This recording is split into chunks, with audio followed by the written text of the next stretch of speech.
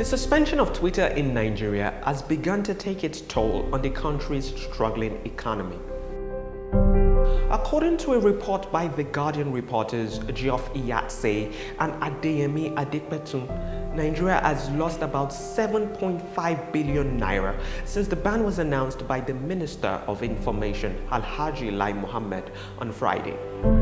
While it is true that lots of unpleasant, hateful things happen online, nearly every platform produces bad outcomes by design.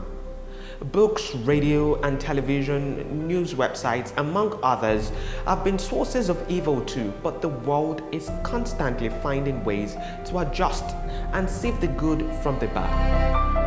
But the good of social media far outweighs the bad. Similar to reading a book, being on social media expands our view of how other ordinary people in the world are living. Not through gatekeepers like radio or television, but directly from those ordinary people.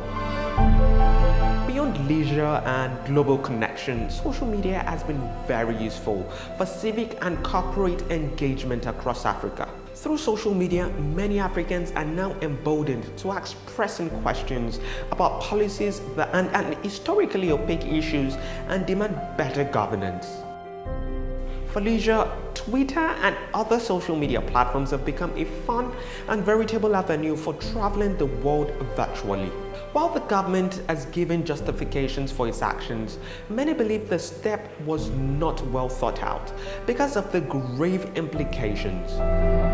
For instance, digital media are essential for information exchange, for marketing, for customer service, and remote work, especially during public health and safety emergencies like the COVID-19 pandemic. The government's decision to suspend Twitter, at first indefinitely but later temporarily, could backfire and cost the country economically in terms of new investment into its technology sector. The ban may threaten Nigeria's status as one of the best performing African countries in terms of attracting investment for technology startup businesses. According to NetBlocks, a watchdog organization that monitors cybersecurity and governance of the internet, each hour of the social media jargon costs Nigeria about $250,000. That's 102.5 million naira, bringing daily loss to 2.5 billion naira. It means the economy would have lost approximately 7.5 billion naira in past 3 days.